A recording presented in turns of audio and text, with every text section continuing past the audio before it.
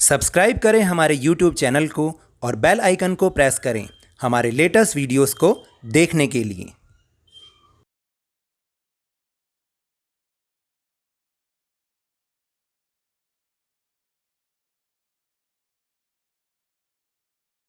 Hello and welcome to Lovneesh sir की class.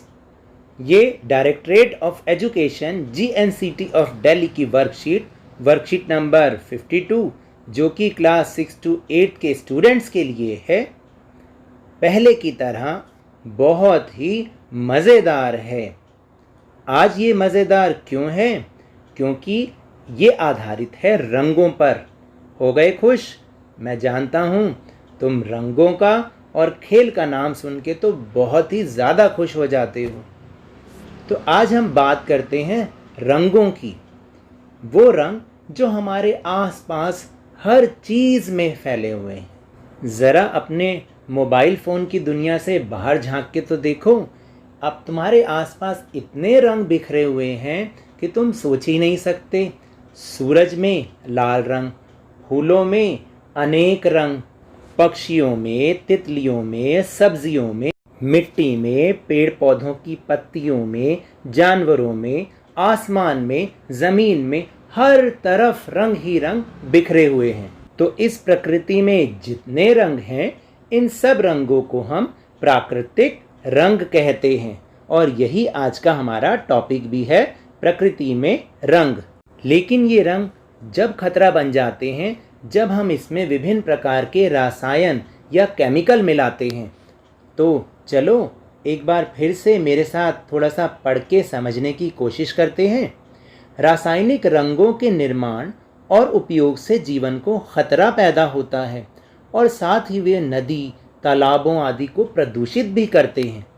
गुफाओं में बने प्रारंभिक चित्रों से यह स्पष्ट होता है कि आधुनिक युग तक पौधों के भागों व पृथ्वी के खनिजों से निकाले गए प्राकृतिक रंजकों का उपयोग मानव द्वारा कलाकृतियों, कपड़े रंगने, मूर्तियां रंगने, दीवारों पर चित्रकारी आदि करने के लिए किया जाता था। तो देखा तुमने, पहले से लेकर अब तक इंसान किस तरह इन प्राकृतिक रंगों का इस्तेमाल करते हुए विभिन्न चीज़ों को रंगता था, विभिन्न मूर्तियों को रंगता था या अपनी दीवारों पर चित्रकारी बनाता था। और आज भी ऐसा होता है। यदि हम गांव में जाएंगे तो आप देखेंगे कि उनके घरों पर प्राकृतिक रंगों से ही चित्रकारी होती है, उनमें कोई केमिकल नहीं मिला हुआ होता। प्रकृति से प्राप्त हर रंग अनोखा है। विशेष रूप से पौधों और मिट्टी से प्राप्त प्राकृतिक रंग पर्यावरण की दृष्टि से सुरक्षित हैं। रसोई घर के साधारण सामान से कोई भी घर पर प्राकृतिक रंग बना सकता है, जैसे हल्दी से पीला रंग, चुकंदर से गुलाबी या लाल रंग और भूरे रंग के लिए बगीचे की मिट्टी अथवा कॉफ़ी। तो देखा, सामान तो तुम्हारे अपने घर में ही है। चाहे तो हम उनसे ऐसे प्राकृतिक रंग बना सकते हैं जिनसे कभी भी किसी को कोई नुकसान नहीं पहुंचता।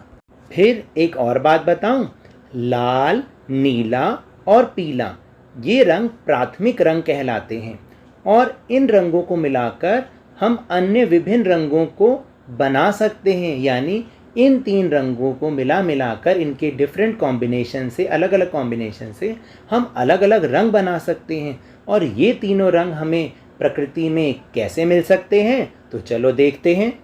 लाल रंग चुकंदर, गुलाब की पंखुड़ियों और स्ट्रॉबेरी से मिल सकता है।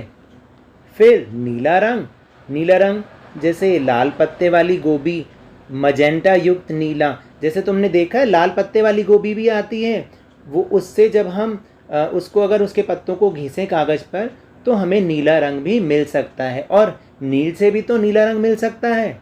इसी तरह पीला रंग हल्दी से, केसर से, गेंदे के फूल से, ये तो बहुत जगह मिलते हैं।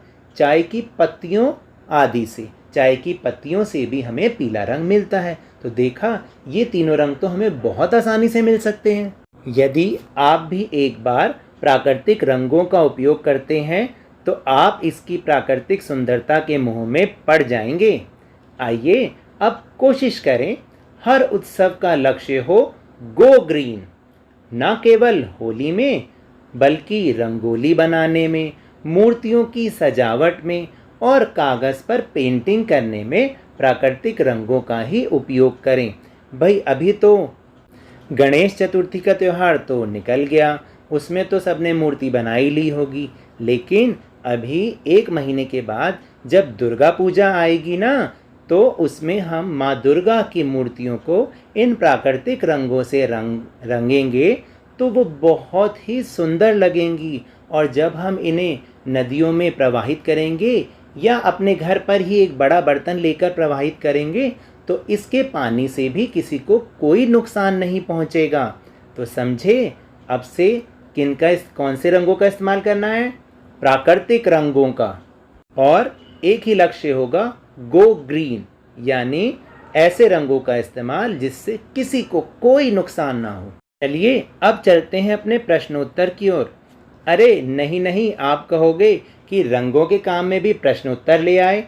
ये प्रश्नोत्तर नहीं है, बल्कि जो हमने बातें ऊपर सीखी हैं हम ये देखते हैं कि वो आपको समझ भी आई या नहीं समझ में आई। जैसे पहला वाक्य है, रंग जो हानिकारक होते हैं, रासायनिक रंग या प्राकृतिक रंग? बोलो कौन सा रंग? रासायनिक रंग। दूसरा है, लाल रंग मिलता है हल्दी से या चुकंदर से? बताओ। चुकंदर से। और तीसरा है, गो ग्रीन का मतलब है पर्यावरण के अनुकूल सामग्री का उपयोग करें या हमेशा हरा पहने? ये तो तुम्हें पता ही चल गया होगा, पर्यावरण के अनुकूल सामग्री का उपयोग करें। अब आया है असली क्रियाकलाप, रंग भरने का। बहुत मज़ा आएगा।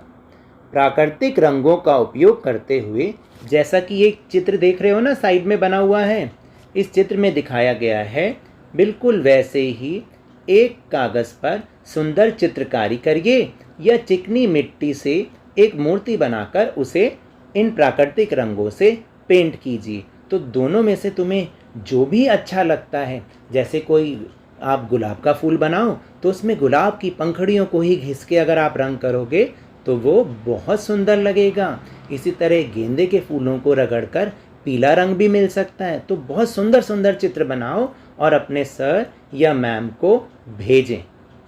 तो ये तो थी आज की वर्कशीट। अगर मेरे इस तरह समझाने से आपको थोड़ा सा भी समझ में आया हो तो इस चैनल को ज़्यादा से ज़्यादा सब्सक्राइब कीजिए, लाइक कीजिए और बहुत ज़्यादा शेयर कीजिए। मेरे साथ इसी तरह खेल खेल में वर्कशीट को समझते रहिए और ध्यान और मन लगाकर ज़रूर पढ़ते रहिए। धन्यवाद।